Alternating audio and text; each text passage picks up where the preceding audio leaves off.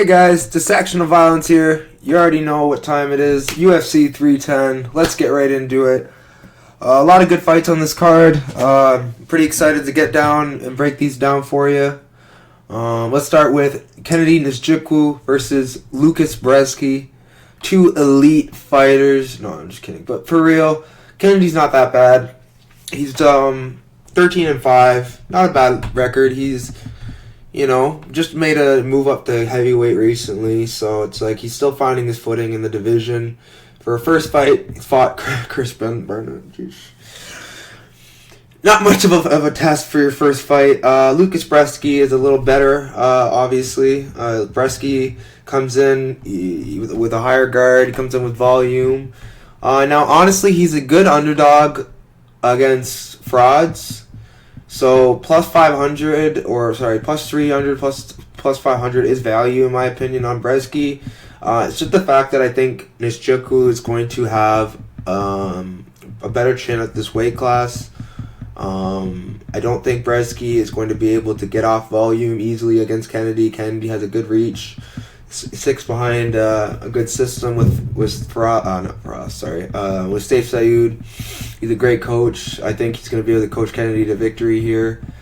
Obviously, when you lose to someone like OSP at his age, it's not a good look. So I would say tread carefully if you are playing Kennedy. Maybe Kennedy KO too. I think Kennedy is the side to win.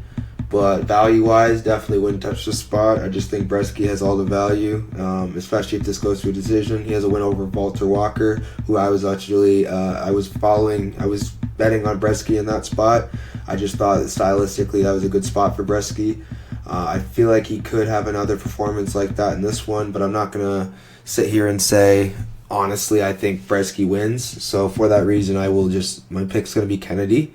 But I'm not going to play him at these odds. Just definitely not an option, especially with heavyweights MMA. You got to be careful with the favorites you're taking. But yeah, I can't speak too much longer about this. This isn't really a fight you want to get into too much detail about. I feel like round one, it's going to be a feeling out process. They're going to, see what each other's got. Round two, I feel like Kennedy's going to start putting on the pressure. And yeah, he's gonna. I see him breaking Brzeski over the course of time. Maybe not. He doesn't have the greatest wrestling, but I feel like his size and once he's on top, he's gonna cause a lot more problems than Walter Walker did. I don't know though. It's to be honest, the odds are wide. I don't understand why the Brzeski is such a big underdog. Maybe it's because he's a bit chinny. I don't know. But so is Nzechukwu. I just don't think Lukasz has the power to hurt Nzechukwu. So it's an unplayable fight for me. You're gonna have to look to props, and even then, I wouldn't even suggest playing props here. So yeah, moving on from this fight, we have Clay Guida taking on Chase Hooper. Chase Hooper should win this fight. Not much to be said. Clay Guida is 38-24, so he's very experienced. Over 60 fights. He's 42 years old. He lost to Chase Hooper in grappling already. Unless he plans on standing with Chase Hooper and using his footwork, I don't see a path to victory for Guida. He is kind of slower at this age, very hittable. And I think Chase Hooper has a bunch of ways to finish him. I think Hooper has a better stand-up, the better grappling.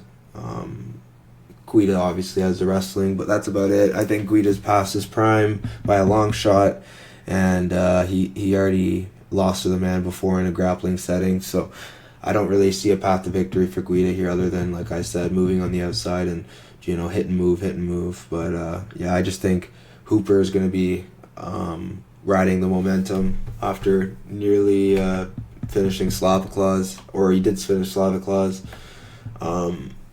It was interesting though because it wasn't even a tap, but he was beating him so bad they could have been finished a lot earlier. Yeah, I gotta go with Chase Hooper here. He is, how young is he? He's in his 20s. Yeah, he's 25 years old, super young guy. I gotta go with Chase Hooper, man. I just feel like he's just coming into his own, and he's developing that man strength. At lightweight, his chin seems to be better. I'm going to go with Chase Hooper. I don't see him losing this fight anywhere. And, moving on. We got Michael Chiesa taking on Max Griffin. We got Michael Chiesa here, who honestly is a mystery. Like, what do you get from Michael Chiesa at this stage in his career? He is a good grappler, but he gets submitted by Colin Holland, Vicente Luque. Like, he's been submitted by guys before. For some reason, Sean Brady couldn't submit him. He got a submission over Tony Ferguson. Great. Tony's, like, beyond washed at this point in his career, so it's like you really don't know how good Michael Chiesa is at this stage in his career. He is 36 years old, so he's definitely out of his prime. I feel like he could still get a few good wins in there, but honestly, it's not a great matchup for him. If he doesn't get his grappling game going for some reason, he's in for a long night on the feet. I feel like Griffin's a seasoned vet, extremely dangerous. Not extremely dangerous, but pretty dangerous on the feet. Good KO power. Took off Ramiz Brahimaj's ear. KO'd Kenan Song with one punch. Like, I think Max Griffin could definitely find a TKO here. I'm not touching this spot. I think Max Griffin's pretty old too. He's 39, so two old guys going at it. I'm personally not touching this fight. I lean Griffin, but it's a close fight.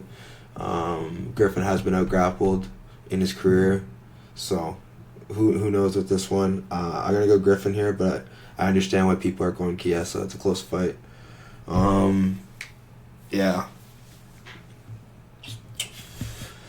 Yeah, this one, I would say, it's not going the distance because someone's going to finish someone, but honestly, this could go to a decision based on, them being a little older and Griffin's a survivor. Chiesa's, trying to break the stereotype that he's a quitter. I feel like Chiesa could survive, so it's one of those fights you just don't want to even touch betting-wise. I have no interest in this fight betting-wise. It's going to be an interesting fight to watch, but other than that, I have no interest. Moving on, we have Cody Durden taking on Joshua Van. Josh Van he's a talented kid. He's also pretty young, like Hooper. 23 years old. He's my age. The kid's very good. Edgar Shiraz he beat, Charles Johnson, he was winning until he got KO'd. Bunez, he finished. Kevin Borjas, he beat. Zumagulov, he beat. Paris Moran, he's beaten. Angels for... actually, no, let's not bring him in there. He got beat by Devin Jackson, but, it is what it is. I don't know if Durden can replicate what Devin Jackson did, and I don't think he can... maybe he can KO Van, but I just think Van's going to be more of a threat wherever the fight goes. Maybe Durden shows levels on the ground, but I'm going to bank on the fact that Van has trained with high-level guys like... he doesn't have the best room, but he does train with some decent guys. Daniel Pineda as his head coach is pretty good. So he brings good fight IQ, good educated boxing. I really like this kid. He's talented, decent wins. I'm gonna lean Josh Van, but it's another close fight. I wouldn't advise betting this. Van by sub is a sneaky prop there because it's plus 800. I don't agree with that. I think if you look at Durden's record, he's been submitted in how many of his losses? He had 4 submission losses.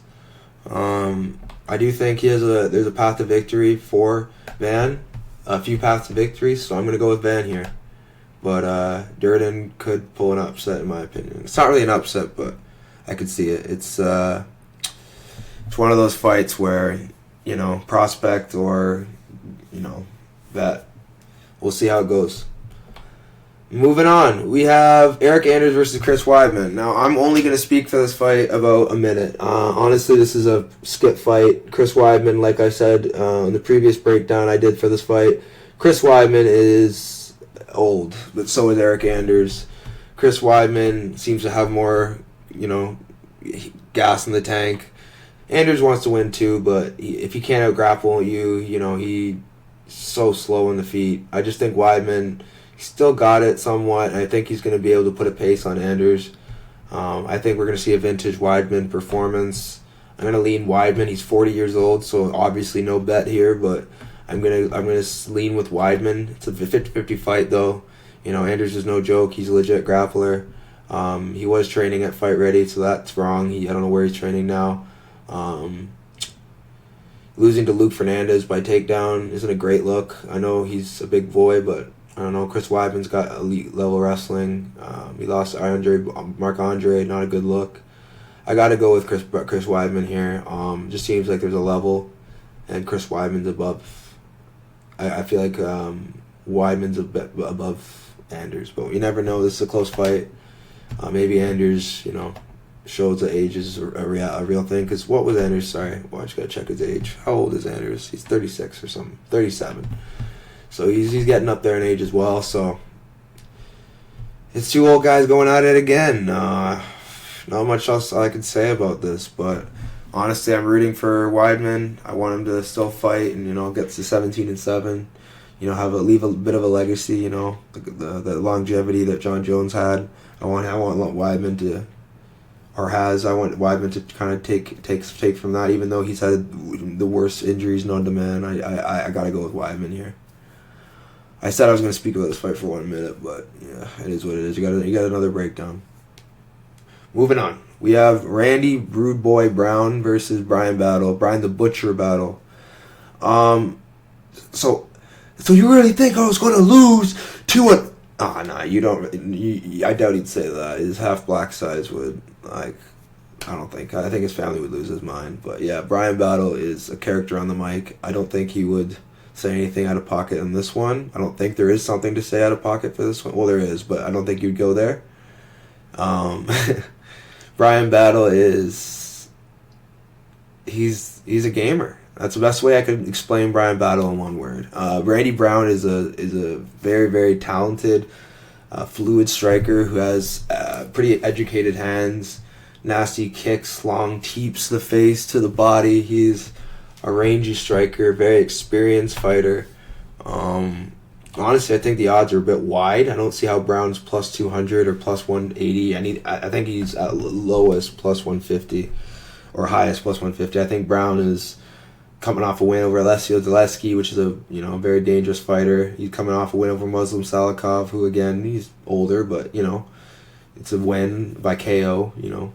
Wellington Turman beat him. A bit sketchy of a fight, but JDM, it is what it is. JDM's a beast, but I just think Randy Brown's that guy. I think this is a very, very hard fight for Bryan Battle. I lean Bryan Battle just off of the pressure.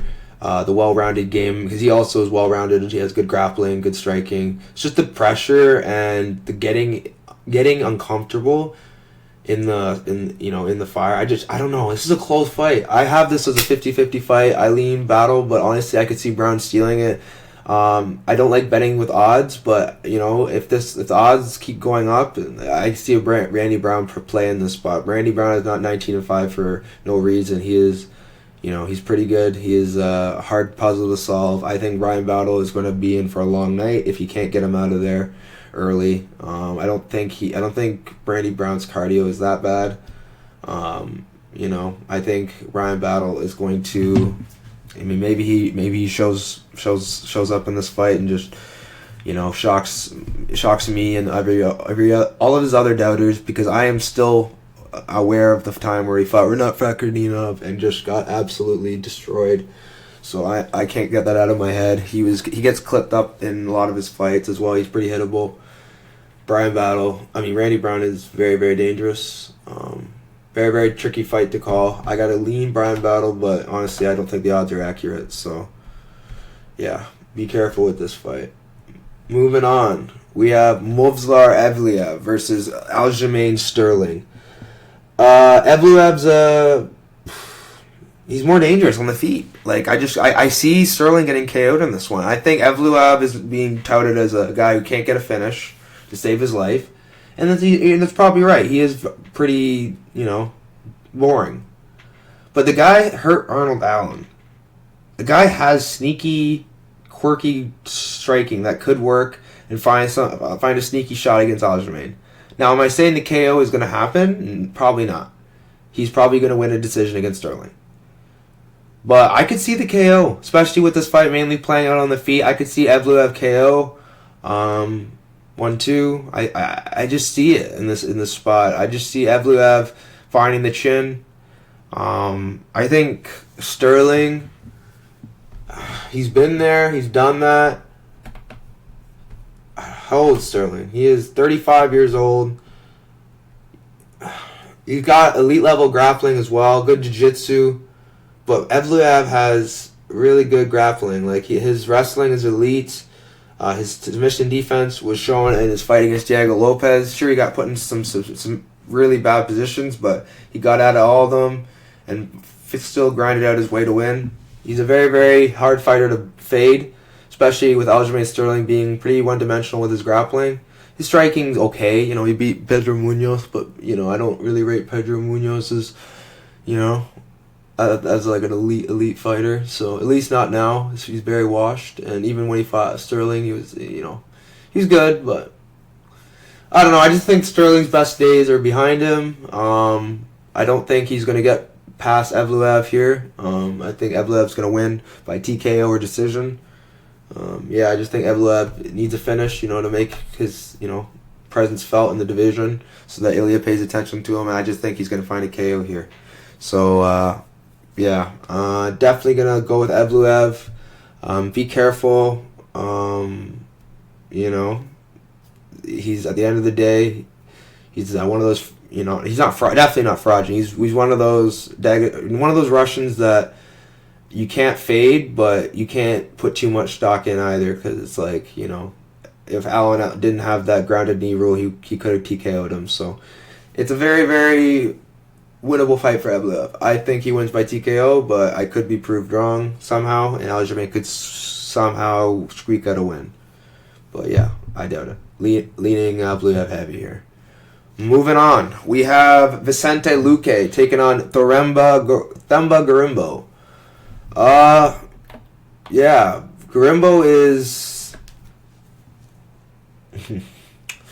Gorimbo is a pretty.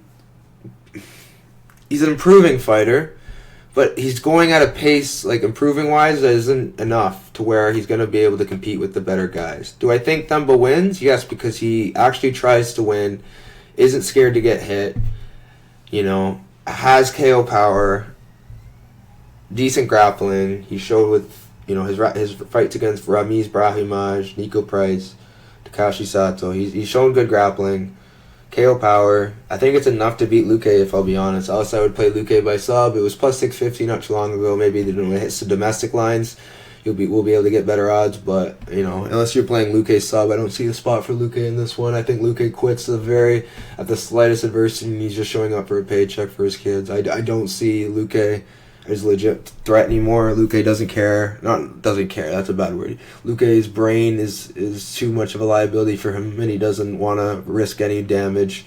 I think Luque gets TKO'd again. I'm going to go with Gorimbo TKO.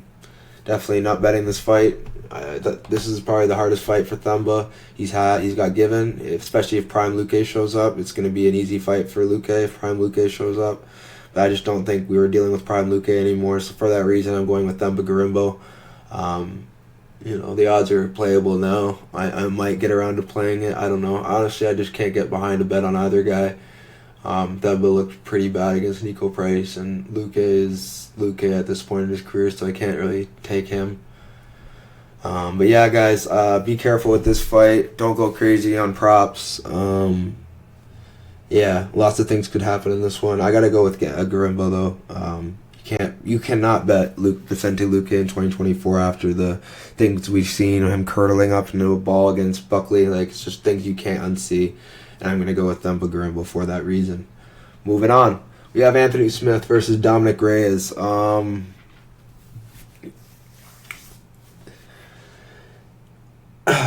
Reyes, I feel like he'll be attacking Smith's family here. No, I'm just kidding. Reyes is he cares about fighting at this stage in his career. He is very, very dangerous on the feet. Elite level takedown defense. Chin's kind of gone. So Smith by KO is a sneaky prop. I wouldn't play it because Smith, looks like he doesn't care anymore when he trains. But Reyes is still 34. He still has a few more years in him. KO Jacoby, which is a huge, huge win. Smith is obviously a lot more brittle than Jacoby. He got a TKO. Smith is 36 years old. His fight IQ is questionable. His jiu-jitsu is his best attribute. I don't see him even having the wrestling to get Reyes down. I think Reyes is going to TKO him, honestly. I don't really want to speak about this fight too long. Smith is 37-20. Met the guy in Vegas. He's a cool dude. Really good guy, but honestly, you just can't get behind betting him at this stage in his career unless he's like a crazy, crazy underdog against a guy with no grappling. And, Reyes has shown no weakness on the ground in his career. It's all been the striking. That his chin hasn't been able to handle the big shots, but the shot by Garry would put out a horse, so you got to take that out of the equation. I just think Reyes doesn't really have a lot to worry about with Smith. I think Smith is very, very. I think he reminds me of a neutered cat. Like he's just not as energetic. He's just there. I just think Reyes is going to put him away. I see a KO for Reyes here. Moving on, we have Nate Landwehr taking on Dooho Choi. Dooho Choi, he's a tough guy. He just came off a finish over Bill Algeo, which is pretty much a former version of Bill Algeo, or a shell of a version, sorry. Bill Algeo's chin's gone, and honestly, I don't think it's coming back. I think Nate Landwehr and Dooho Choi is a banger, though. I feel like it could be fight of the night, fight of the year type deal. Dooho Choi brings the action. He was in fight of the year against Cub Swanson way back. I just think Dooho Choi is, you're losing by TKO to Jordan, by Stevens. He's got TKO'd in a few of his fights. I feel like Nate Landwehr could TKO him. I think he could TKO him round 1, 2, or 3. I'm gonna go with Landwehr TKO here. I just feel like he's got the cardio edge. He pushes a mean pace, and he's very, very dangerous in every round. He's showing that in his Jamal Emmers fights. So I don't think he's getting another first round finish here. I feel like if he TKOs Ho Choi, it's in second or third, but we'll see. He could also find a submission. I don't know if Dooho Choi has been submitted, but he seems like he has decent grappling, decent enough. But Nate's a different animal. I just feel like Nate's beat the who's who, Ludovic Klein, Nama, Victor Kolesnik. Like, he's beat good guys. He beat him twice, actually. I don't know. If you don't have KO power, like legit KO power, you're not going to pose a huge threat to Landwehr. So I get why the odds are the way they are, because the host coming off a finish. But honestly, I see Nate Landwehr negative 200 here, or negative 175. So be careful with playing the spot. It's another spot where Landwehr could sell a fight he should win, but I think Landwehr wins.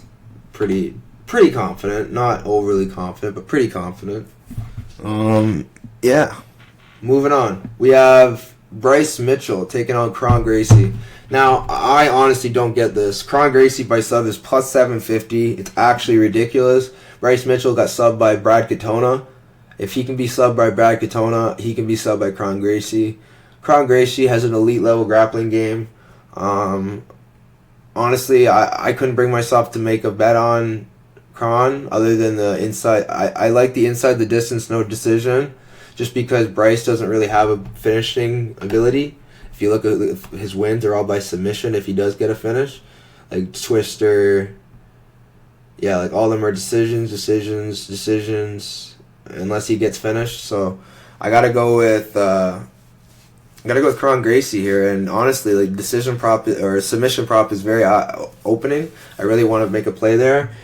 I may end up making a play there. We'll see. But Bryce would have to be a fool to take this fight to the ground. I'm sure he's going to try to look out box Kron on the feet. The odds are also pretty crazy. Bryce Mitchell is coming off a pretty bad KO loss last December, so he's taken almost a year off to get better. So Yeah, Kron Gracie is not the only one coming off a layoff. Maybe not as long of a layoff, but still. I still think Bryce Mitchell wins, but definitely don't think the odds are accurate, and I think Kron Gracie is a very live dog in this spot, so be careful with this one. If you are betting this fight, probably lean the Kron Gracie side, just because I know it's hard to bet him. He's terrible, but his grappling isn't. It's very, very good, and if Bryce, for some reason, has the idea to take him down, it's going to be all submission game for Gracie. I don't see Mitchell grappling Gracie, so... Yeah, moving on. We have Alexander Volkov versus Ciryl Gane. Yeah, Ciryl Gane has already beat Volkov. People are writing off Volkov. They think, no way Gane can win, or Volkov can win. Honestly, you guys don't know about Volkov. Who cares about his hair, his appearance, has that swagger behind him. Volkov's a man right now. I don't think you guys realize how much confidence he has, like, right now. Like, his body's the best it's ever been. He is accurate on the feet. Just beat Sergey Pavlovich. Finished Tai Tuivasa and Romanov. And Jairzinho. Like, he's coming off a lot of wins. His only losses are to, Aspinall and Gane. But I do think I'm going to lean Volkov, I'm going to lean Gane just because of principle. He beat the guy once. You should be able to do it again. But Volkov as an underdog is something I do not mind. Especially Volkov maybe by TKO or submission. It's very doable. I just think, he's got a tough fight. I think it's a very, very close fight. I think Gane should be a slight favorite, if anything, or not if anything, a slight favorite, 2-1 at most.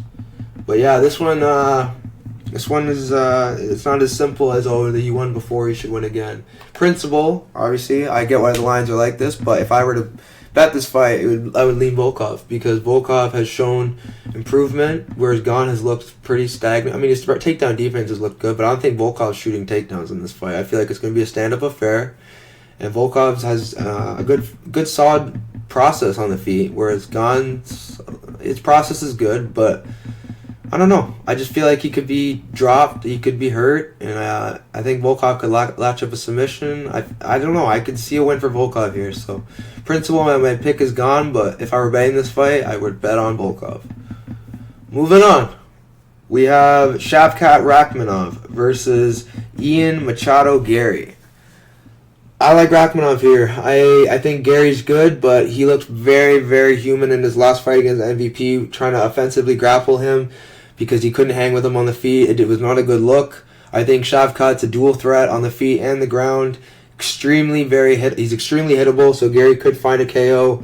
But I just think Rakhmonov is going to be too dangerous, too resilient, too aggressive, too well-rounded. I think he's going to break Garry over the course of the 3 rounds.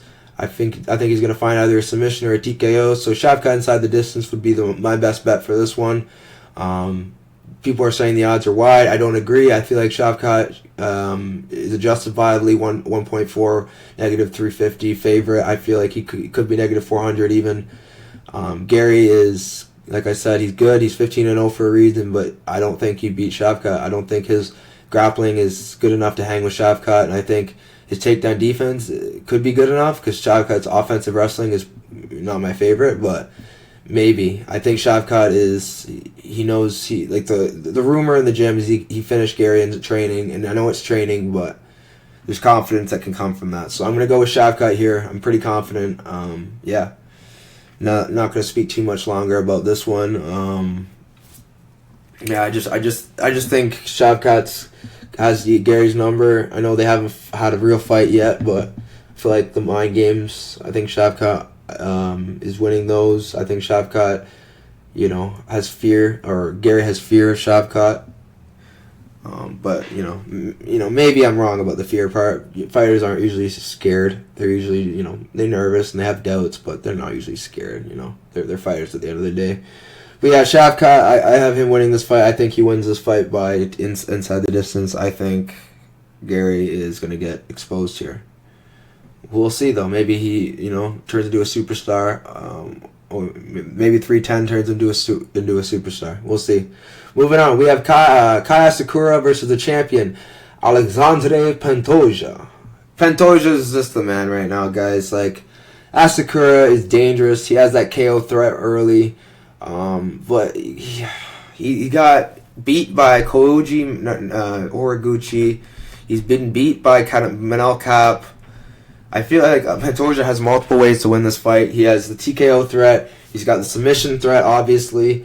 I just feel like Pantoja's a very, very dangerous fighter right now.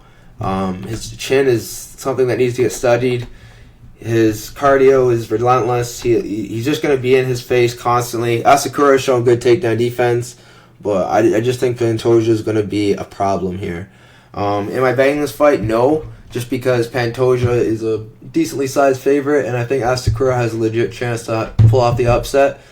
But honestly, it's a fight that Pantoja should not lose. But it's fighting at the end of the day. Anything can happen. Kai's a very talented guy, and could definitely put Pantoja out. So we'll see about this one. I think Asakura has not faced anyone with the grappling level of Pantoja. I think Pantoja is in his prime right now. I think Pantoja is going to come for the kill, come for a finish, and I think he's going to get him in the rounds, 3, 4, or 5. I feel like he's going to wear on Asakura. Takedowns are going to come easier as the rounds go on. We'll see though. Maybe Asakura, like I said, pulls the upset, finds the KO. I'm prepared for either outcome. I'm not going to speak too much longer about it, though. Probably, no, I'm good. And Pantoja should win. Moving on, though, give you guys my top 5 most confident picks. Let me just see here. Number 1, I would have to go.